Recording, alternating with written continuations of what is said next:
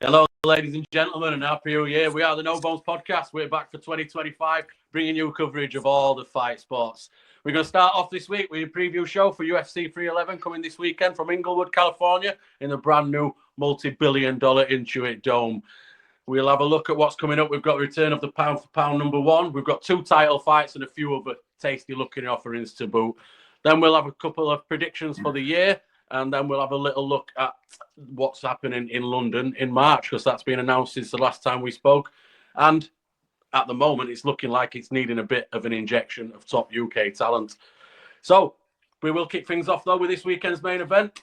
And it is Islam Makhachev, the return of the pound for pound king against Arman Tsarukyan, a guy who has made his way up the rankings slowly but surely. And he's got himself a title shot. What we're thinking about this one, boys. Welcome back. Yeah, nice to see you, boys. Welcome back. Yeah, absolutely. It's been a while. It has been a bit. We've had a little break over Christmas and New Year and got chip-faced and whatnot. And now we're all failing miserably at dry January and kicking things back off again.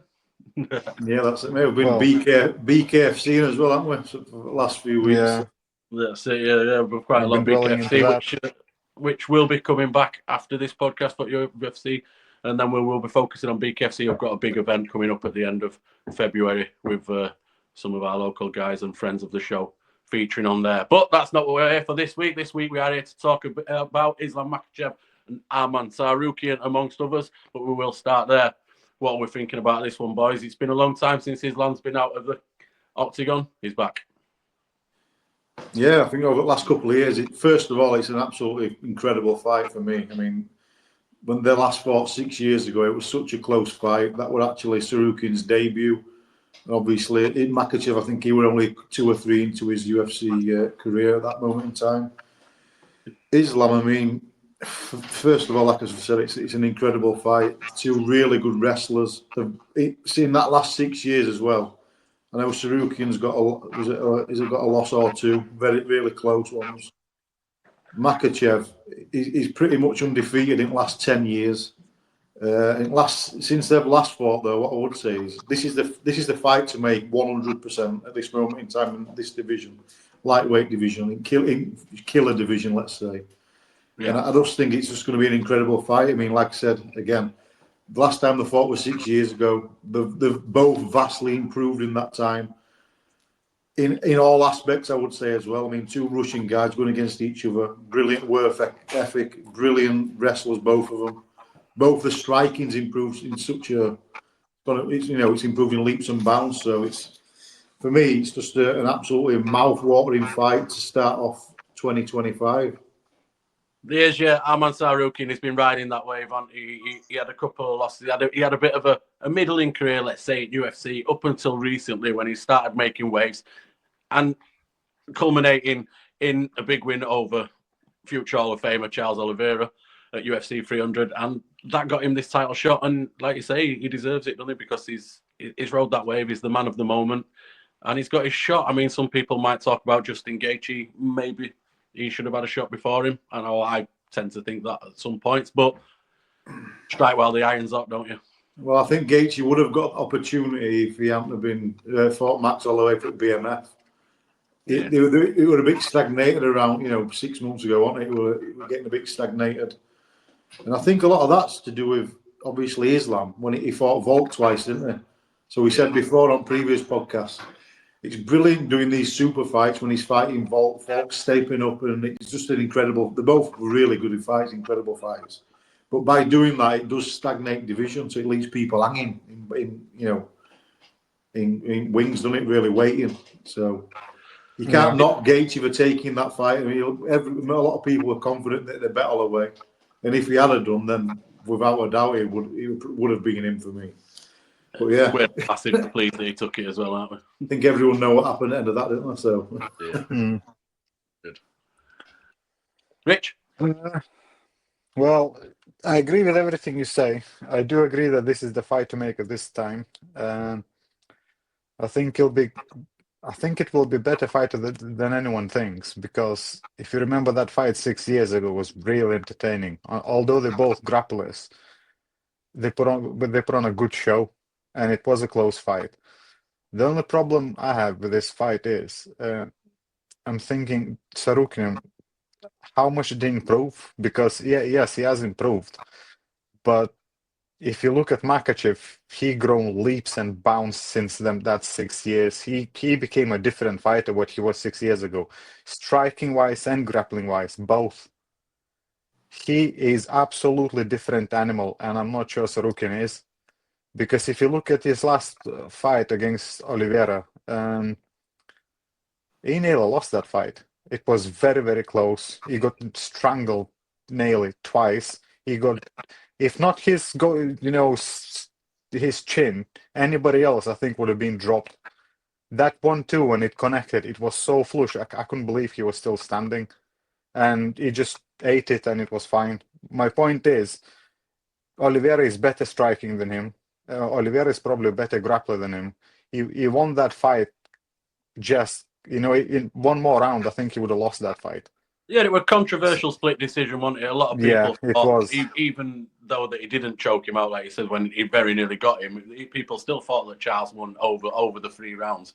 But no, judges gave it to Sarukian. Yeah, I actually thought Sarukian won that because I thought he was better on feet as well, But yeah, that's another part of the Yeah. conversation. It was a close fight, wasn't it? It was a close fight, and we all know what happened with Arman as well just before that fight.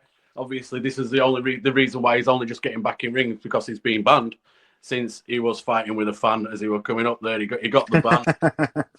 Yeah, just he got 20% knocked off his wage and got a bit of a 9-month ban or whatever it was, just because the fan were pissing him off. So he thought he'd land one on his chin.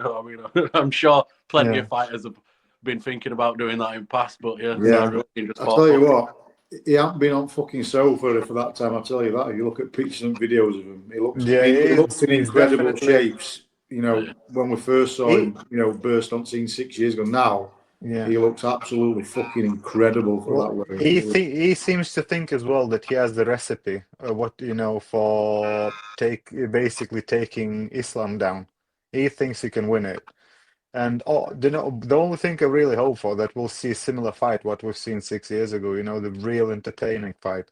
That can't be a boring fight for me. I would be absolutely. I can't see that being boring either. It wouldn't be surprising me if it went distance or it was a split decision or a close fight. But for me, that will not be a boring fight. You know what it might come down to for me? I mean, I've made a little note here when I watched, as I've been doing, looking into it a little bit. It's going to be interesting with these two because they have improved so much. I mean, what Islam Makhachev's done in the last 2 or 3 of his fights against them two against Volk and against Oliveira, where he strangled him. I mean, that was so impressive. At a slightly higher level opponent, I'd say, than Sarukian. Yeah. So for me, what it's going to come down to this is like these little increments within fights. So it's not just going to be like who's got a better wrestler. Or it's going to be how they adapt during fight. Who is adjusting better, yeah. Yeah, and I actually think even though people might have seen a bit more of Makachev striking, I think Sarukian's, and I was watching Countdown show with him, and they were saying, his coach was saying, his striking's on a different level now, Sarukian. He's come on so much. So if this is boring fight, I'll be absolutely gobsmacked. It's going to be fireworks. It's going to be 25 minutes it's going to be a barn burner for sure. Yeah, well, I find Islam fights are usually better than what you'd normally call maybe a typical Dagestani fight, an elite one like Khabib and things like that, where it's all shooting and all wrestling and grappling stuff like that. Islam's not quite like that, and he does get caught every now and again. Yeah. So I don't think Islam's fights are that boring, to be fair. So it stands in good stead. But let's talk a little bit about Islam Makhachev before we wind up this fight, because he is now starting to clear out that division. His last wins have been Dan Hooker, Bobby Green, Charles Oliveira, obviously Volkanovski twice, who stepped up, did Volkanovski, and then Dustin Poirier. So basically, he's got Justin Gaethje. He deserves a shot, I think. I think so, yeah. And then there's Max Holloway, who's also ranked in that division as well. So he's got to fight one or maybe both of them. And I think Islam's going to be looking at that welterweight division thinking, I can be champ here, especially while Bilal's there. And I know we've got people like Shavkat and Gary and that coming up behind, but Islam's got to be looking at that. So, I mean, what do you think? Do you think he'll have more fights in this lightweight division, or do you think this will be his last one? If he gets through this, he'll start looking at welterweight? I actually think a little bit differently to that, because I think that there's no way Gage is getting a shot out of after what's happened at 300. Yeah, unless he comes back and gets a really impressive win. So it won't surprise me if he surprises and maybe does what Khabib didn't do and move up weight. Because there's no doubt about it, Sarukian's ranked #1 in division, 100%. Yeah.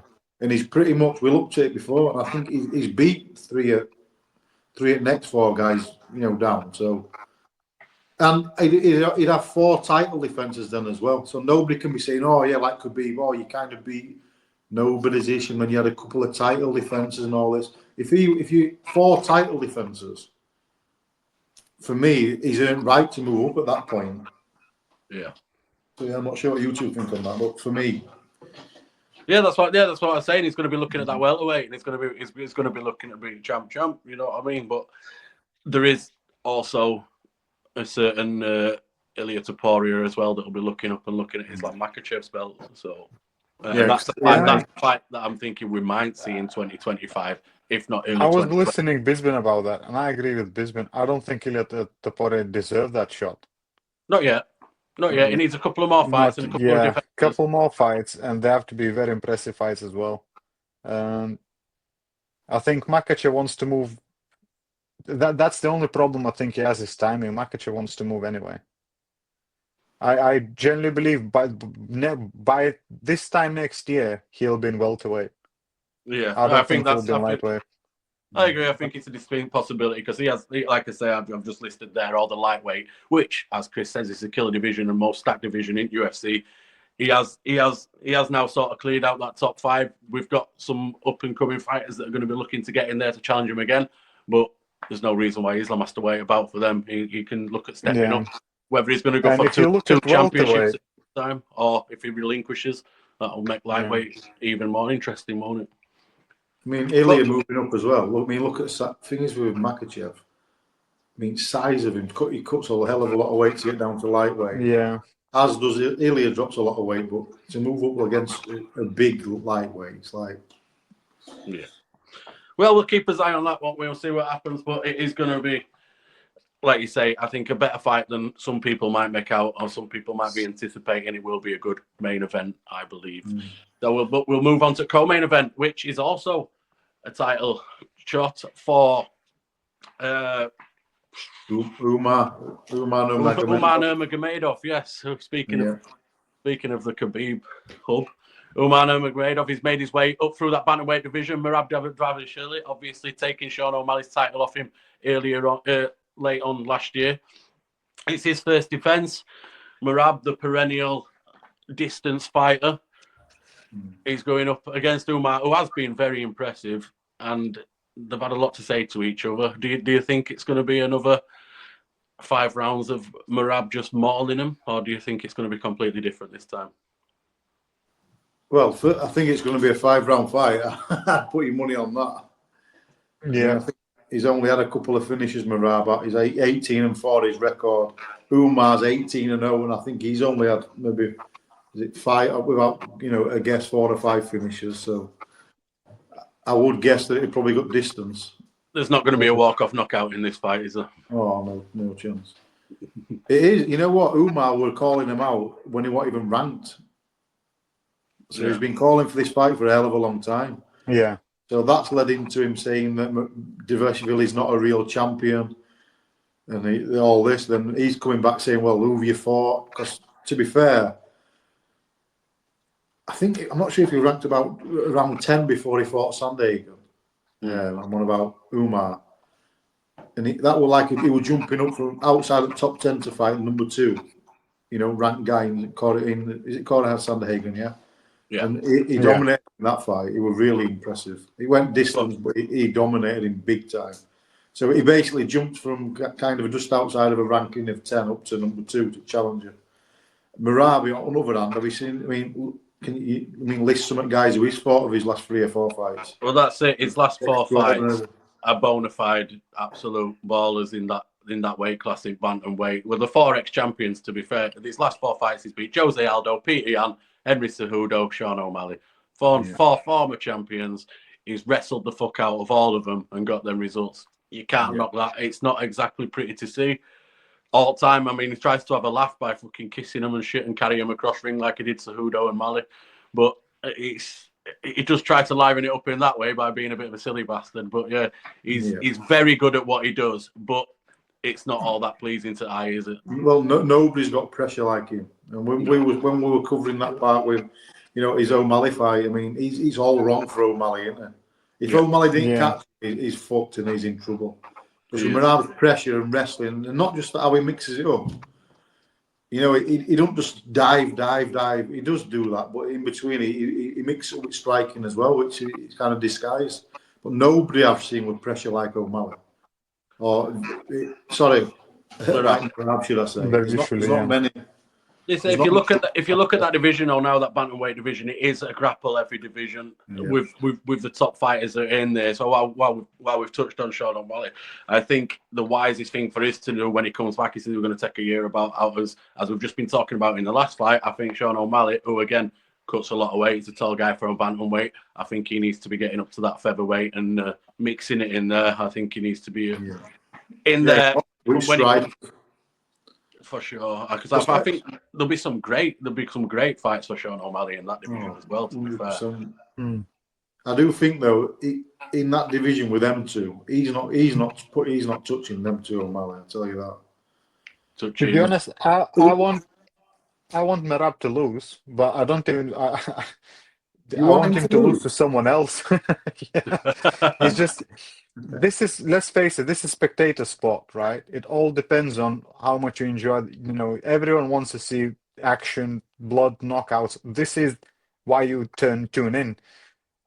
I don't want to see a guy for 5 rounds, as good as he might be, hugging somebody from behind and, rolling around with him. It's just like, I appreciate it, but every single time he's fighting, it's full 5 rounds.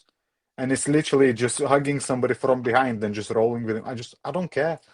I don't care how good you are with that. You can't finish them. Rarely he finishes somebody. He's just neutralizing them for 5 rounds, and I don't like that. Yeah, he just neutralizes them, and that's it. And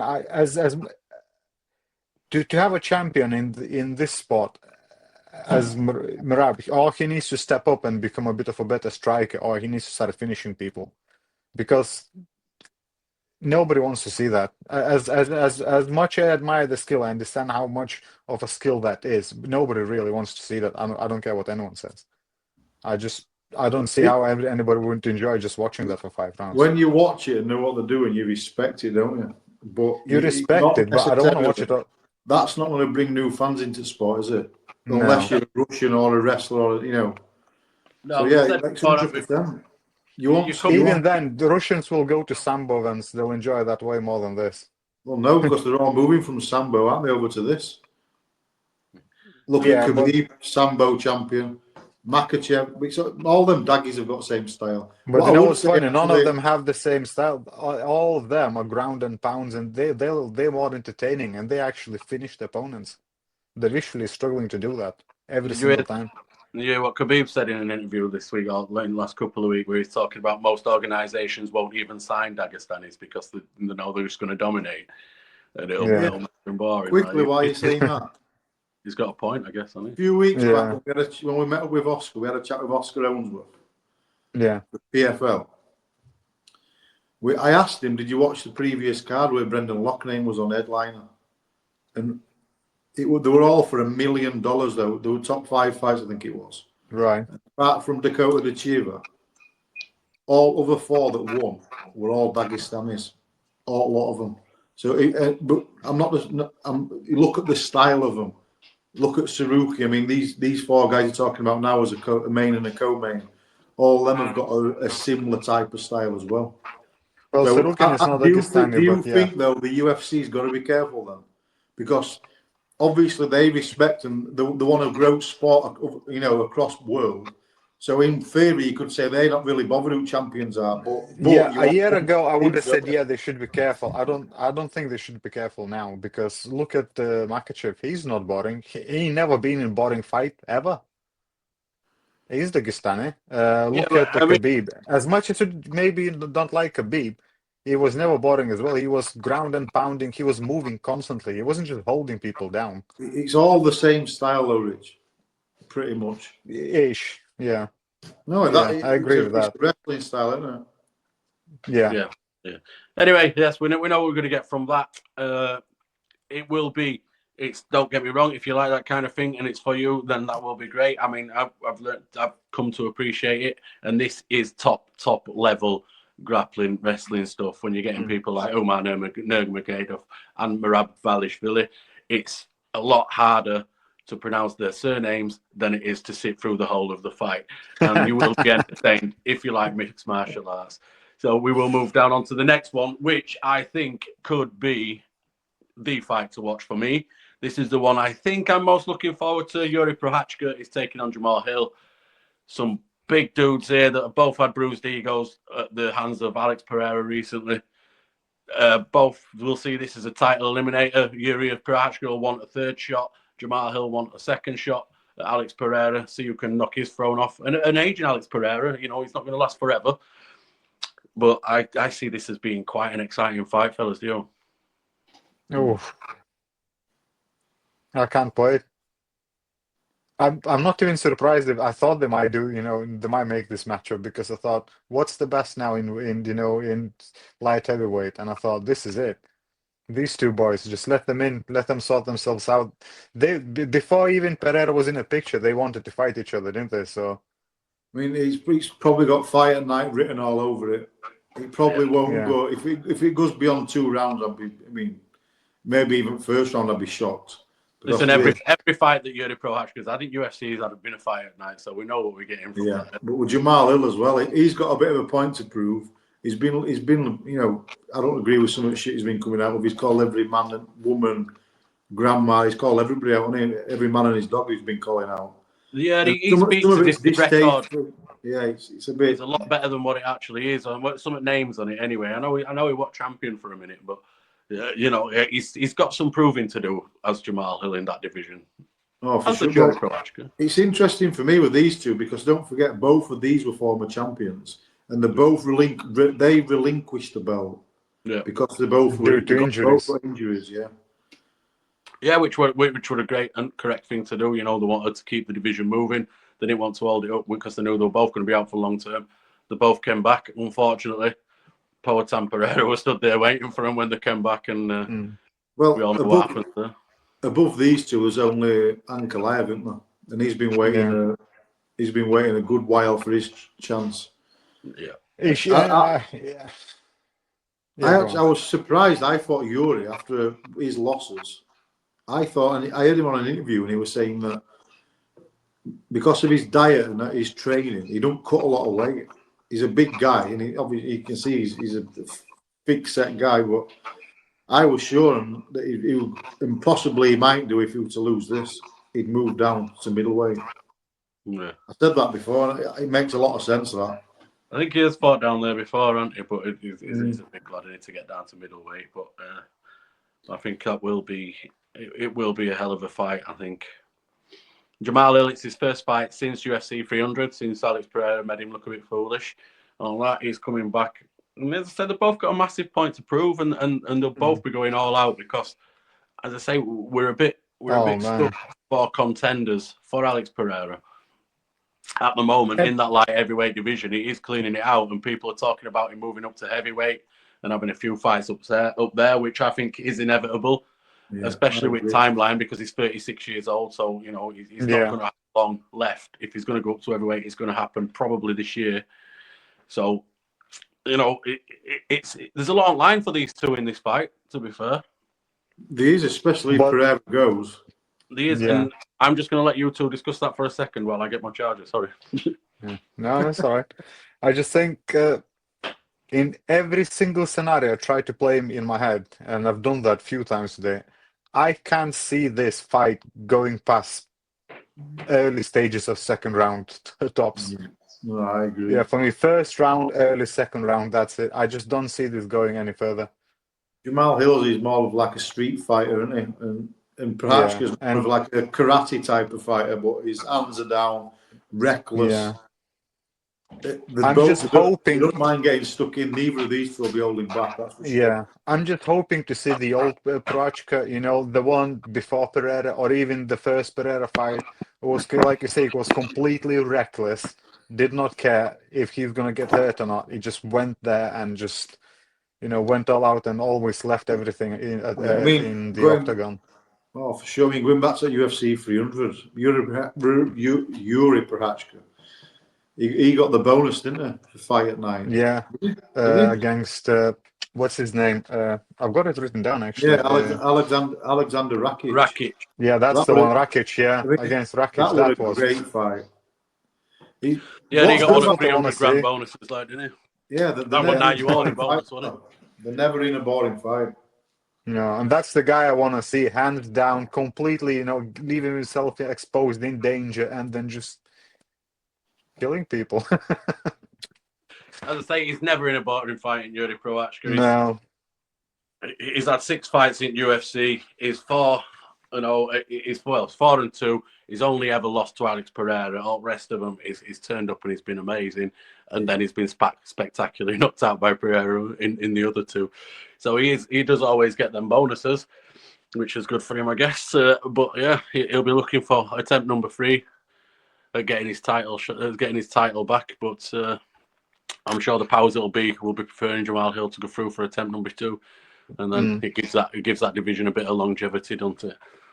But yeah, it is sure to be a great fight. Before that one, we've got Beneil Dariush and Renato Moicano. Renato Moicano, much like Arman Tsarukyan, riding his recent wave of success, making his way up that division. He's got Dariush, who's a seasoned pro himself, 35 years old. Seems to be sort of, well, they're both 35. These two fighters, they're both 35 years old. And recently, the careers seem to have just gone like that, don't they? Moicano, he lost to RDA a couple of years ago, and then since then, he's had some good wins in Drew Dober, Jalen Turner, and Benoit Saint-Denis last time out. And he seems to be riding that wave. And since he went up mic and he's going, it's fucking Joe Rogan and that, and he started calling himself Money Moicano. I fucking love you, Joe Rogan, man. And he sort of give himself a shot in fucking arm, and he seems to be this popular guy. He's called out Paddy Pimblett, and Paddy Pimblett's, retorted to that, which gives that some steel, which I'm sure we'll see that fight this year as well, hopefully. And so Moicano's trajectory is pretty much going up for a 35-year-old. Beneil, he's on his way down, isn't he? He's had some success. He lost to Charles pretty badly. But yeah, he's lost his last couple, Charles Oliveira and Arman Tsarukyan. There's no shame in losing to them, but he does seem to be spiraling downwards, and I expect Moicano to enjoy this fight. Yeah, for me, it seems like when Moicano stars are kind of aligning for him. He's been at UFC for over 10 years now. Yeah. He's had a bit of a rocky ride. I think he's won his last 3 or 4 now. Yeah. And like you've just said, it seems like Darius is on the exact other side of that, and with his age. First of all, I'd just like to. When he fought Benoit Saint-Denis in Paris, I just thought, fuck me, mate, what a performance that was. That will I would take me out of it with a massive fucking spot on my head. But anyway, keep that fucking under your hat, you. Oh, yeah. Well, honestly, that performance. No gremlins, yeah. France. Not only that, the speech after when he's slating all French politics, I just thought everything about that was fucking gold. With his social media, he's one of my favourite fighters at the minute. I would pay to watch that guy. He's had a bit of a Colby Covington style sort of personality character change, hasn't he? And sort of ran with, and it's worked. Don't get me wrong, he wasn't exactly quiet before, but he's after that Mike moment against Riddell, like I say, his star seems to be rising, and he's backing it up in octagon, which is the most important thing in it. That Benoit Saint-Denis fight, he absolutely destroyed him. Dustin Poirier went toe-to-toe with Benoit Saint-Denis. And fair enough, he got him out there in the end, but it was very, very close. He busted his head up bad, didn't he? He didn't give him any fucking prayer, any chance of that. He mauled him, honestly. You felt sorry for Benoit Saint-Denis with that. It was that brutal, you felt sorry for him. He got But to be how fair, in many second round, minutes? Saint Denis, half blind, he was not only throwing, he was landing. I was still impressed with Saint Denis. I thought, how are you still landing? He was barely standing, couldn't see where he's throwing, all covered in blood, and he was landing flush. Yeah. And it's surprising for a Frenchman, isn't it? You know, Yeah. he did have some fight in him, to be fair. But yeah, sorry, Yeah, bro. he did have some fight in him, that's for sure. You don't say, Jesus. Yeah, I think they're both ranked in the rank 9 and 10. They are. It's interesting Let's now, have a that look. lightweight division, because they're ranked 9 and 10. Obviously, they're gearing up to this Moicano and Pimblett fight, Yeah. which I think makes sense for everyone, for UFC, for Paddy, for Moicano, for a lot. But a minute ago, you thought that Moicano would have to fight quite far down to fight Paddy, and you think he'd be wanting to come up. But if he wins this, and if Paddy fights Michael Chandler as expected, or has been rumoured in London, and he beats that, He'll jump Paddy over. will probably jump over Moicano, to be fair, because if he's going to take Chandler's place. So come March, Paddy might be ranked higher than Moicano, to be fair. And I've got like a sense with these two, and no matter what, even if they both were to lose the next fight, we said that last time. Even if he'd have lost to Bobby Green and he'd have lost to, Benoit Saint-Denis, they could have still made that fight. And I actually think even moving forward, even with next 12 to 18 months, as long as them two are around about top 10, 15, I just think it's such a sellable fight that. I mean, a Brazilian against a Malfi Scouser. It'll be great. I think that'll be this year. I genuinely think sort of towards end of summer, autumn. Both of them's next fight after this one. Yeah, I do think they'll fight each other, and I'm take my money, mate. I'm here for it. oh, big time. I mean, Paddy as well. He's been a lot of people when they Aspinall interviewed and Leon Edwards, just before UFC Manchester, both of them were saying, you know what, it's a 50-50 fight that. And Paddy, Bobby Green, fuck knows what he was doing shooting to start with, because that nearly fucking, I was like, what the fuck? But Paddy still looks so impressive by finishing him, which a lot of people were saying, it could go either way, that. And I think he's better than people give him credit as well. He definitely is. People are sleeping on him, man, and I think he beats Chandler. To be fair, It won't surprise people me. say, "Oh, Chandler's out of his league." I said, "Based on what? Based on what? He's only fucking won two UFC fights. He's lost rest of them." And I think Paddy's got a good chance of taking Michael Chandler. To be fair, I tell you what, though, that won't be a boring fight either, because Chandler comes game and he's fought everybody, hasn't he? Yeah, he's a brawler, no and we know doubt he's got a about it. chin. And I mean, he withstand Charles Oliveira trying to choke him out. So you can't exactly say Paddy's just going to rest him down and take him out, because Charles tried that and he didn't manage to do it. So it will be a tough fight for Paddy, but I can see him taking it. But I hope it happens. I really do. No, I do for sure. It makes sense. We need that, don't we? It does. It does, right. So that takes up most of the main card. There is Kevin Holland, the ever reliable Kevin Holland, who comes and coaches his opponents through fights and talks to everybody. He's the last one on that main event card anyway. And Holland will come in and he'll do what Kevin Holland does, doesn't he? He'll come in and put on a good show. He'll go all out. He might get caught. And then maybe lose. No, I'm disrespectful there, I'm not. No, he'll fight anybody. Middleweight. He's looked better at this weight, though, hasn't he? Well, he slowed down, so he looks better, but I almost feel sorry for him. He was so active, and he loved being that active, and it's great. But like we spoke about it, he falls short for those reasons, because he was just too active. Yeah, and he became this fight every other week, like what was it, 5-6 weeks apart or something stupid. Well, yeah. I think what set him up was back in 2020, he had 4 fights in a year and won all 4. Yeah. So from that, and then why fix it if it's not Brock, sort of thing? Yeah. And I'm not sure. I thought even why. Would you call him a journeyman? It might be a bit harsh to call him a journeyman, because he's fighting. Well, he's not fighting young guys on way up. He's fighting Michael Venom Page. He's fighting some of the elite new guys. Stephen Thompson. He lost to Thompson as well. But he's still like he became a journey guy by not wanting to be one, but it just happened because He's a simply gatekeeper, isn't he? He's a because gatekeeper to top 15 yeah, which division he's fighting in. which is a shame because I think he is a better fighter than where he actually ended up. If he I would have like fought a watching bit him. He's less, entertaining. I do like watching yeah, him. and that's another thing. He's entertaining. But yeah, I can't wait for this fight. I'll be honest, I don't know much about the other guy, but I Yeah, did check him. It's only well, he only had 2 fights in UFC, but he fought in one championship and everywhere. So I don't know much about that guy. well, yeah, he's interesting, this guy, because he's. Can you pronounce his name, Rich? Many Diarrhea. Yeah. Anyway, he's a Dutch guy. He's 18-2. Dutch guys for over I God need knows glasses how for many that. years have been iconic kickboxers in general. You don't get many jiu-jitsu guys, or obviously you will, but maybe not Oh, it's so. René de Rijder.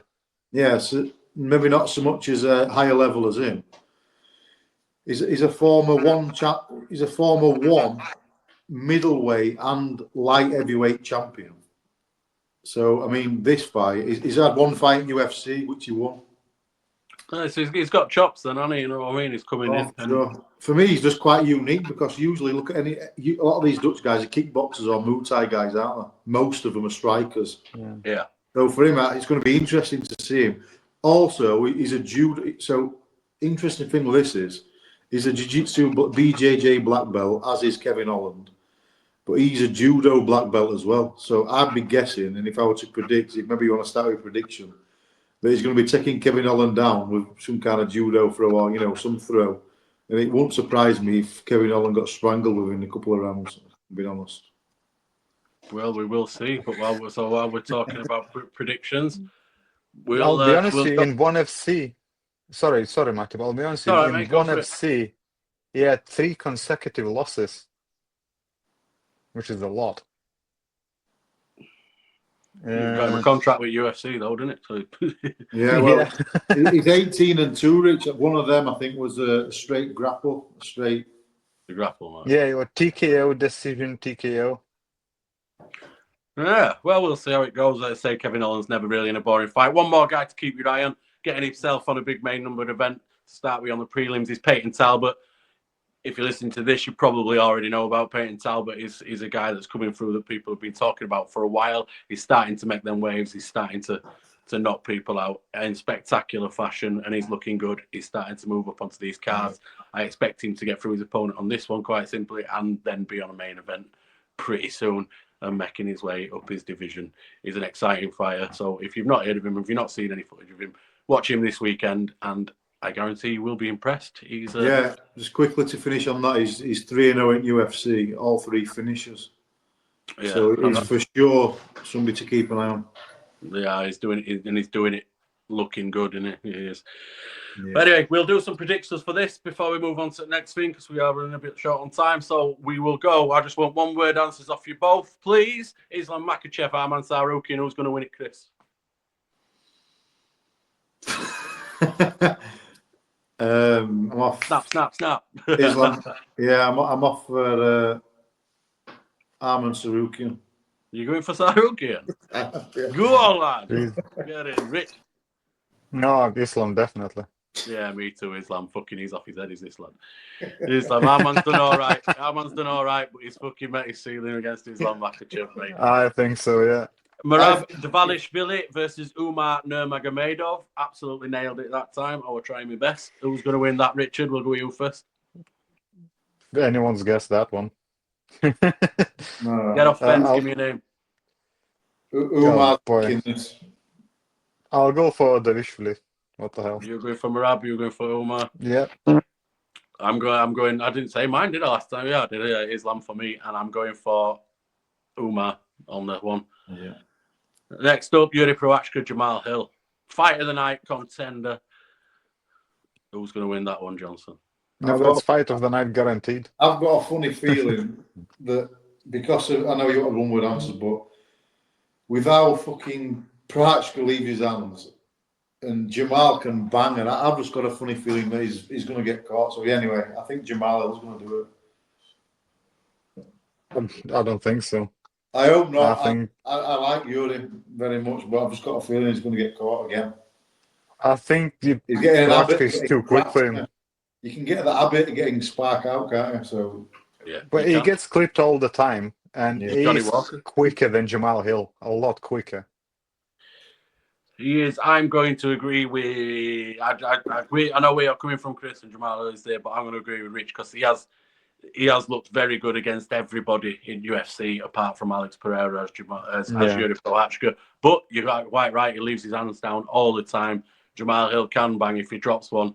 Somebody's getting knocked out. I tell you that. I'd put my Fuck. that goes distance. Somebody's getting knocked out. For me, that Yeah. will be fight at Yeah. night. So if I you've stuck with bet us for the this long, house. Bet watch the that. house. Yeah. Benil Dariush, Yeah, knockout Renato is coming. Moicano. Renato for me. From Yeah, Renato, Renato is on the up. he's on that He's wave, just isn't he? He's on he's that on that ascending wave. wave. Yeah, And I don't forget, forgot. he beat Saint-Denis.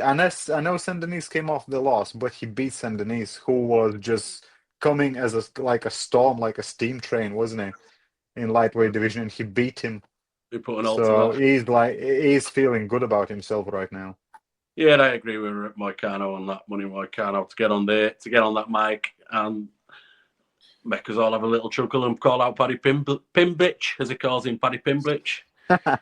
It's hard to say that, but I don't know how he gets it out. But yeah. You know what though? Quickly, it won't surprise me if he were to win this weekend and call him out to fight in March in fucking London. You know. Oh, he I would probably like will that. do. No problem. I have no problem with that fight at all. He won't. No, he won't. He will do. Honestly, he will. I'm sure. That's it. Anyway, I want to talk a little bit about this March event in London while we're talking about potential fights there. At the moment, Jan Blachowicz versus Carlos Ulberg is the main event. The co-main event is Marcin Tybura against Mick Parkin. Congratulations, Mick Parkin. You've got yourself into rankings and you're getting yourself up there on a big fight night card in London and going up there. However, it seems to be lacking in some big UK talent does that card. And I can understand why there's no Tom Aspinall because he's waiting for John Jones there. He's not going to be fighting on that. We can understand why there's no Michael Venom Page, for example, because he's fighting Shira Bullet in February. So he's not going to be there. Yeah, that is a fight.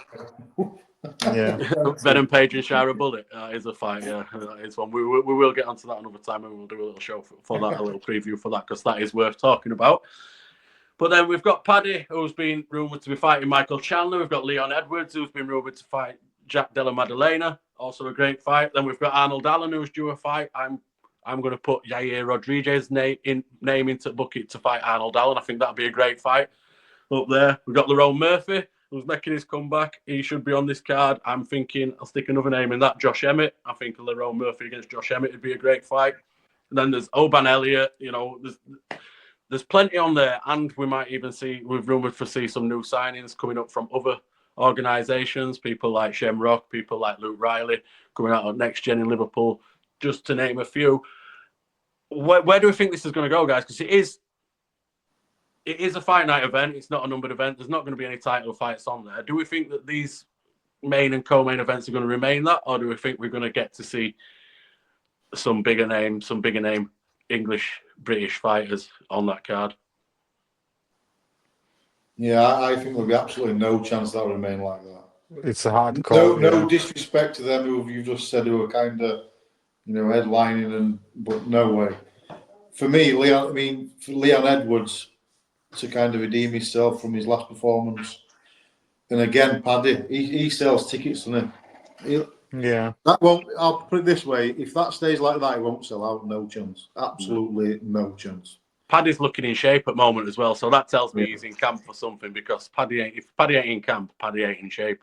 You know what I mean? He's fucking eating burgers and pizzas, like, isn't he? So yeah. I do hope that Chandler fight comes off, like you say, and Leon against. I think if Chandler kind of fight comes on, he can sell that stadium just with that. Well, I think he could. I think the main two you said to start with, it'll take both of them and a bit more to that card, I think. And Chandler, yeah. Yeah. Yeah, Jack Della Maddalena against Leon Edwards is the one that would be being potentially talked about at the moment, which for me, again, will also be a good fight. I like Jack Della Maddalena. It reminds me of Justin Gaethje, who's just out there fighting with his face, swinging his fist. Great boxer. Great boxer. And, Leon's got a point to prove, so he'll be out for another headshot. So you know what, as well, I think that's a good matchup, that for Leon. I really do. Della Maddalena. It's good for them both. Yeah, I think I do. I think it's a really good matchup, that for Leon. Yeah, I can really see them two fights coming off and being added to that card, and then it's starting to look like a good main card. But yeah, I'm interested to know. Let's say there's some good fights still for Arnold Allen and Lerone Murphy and stuff like that. You've got to think that Oban Elliott, after making his waves recently, is going to be on there as well. Whether it's on prelims, probably will be. Obviously, we've got Molly McCann and stuff like that as well there on prelims, and we'll have some good fights on there. I'm just a little worried when you look at it at the moment. I know there's several weeks yet till there, but you want it to be, when it's in London, you want it to be showcasing all UK talent, and you want it to be better than it's looking at the moment, basically. I'm sure it will. There's at least 2 or 3 what you've mentioned there that for me will be on it. Yeah, hope so. Fingers crossed. At least. Fingers crossed. Anyway, we'll get into that more closer to time, where I'm sure we'll be talking about that quite a lot once it's coming around. We're going to wind up this show.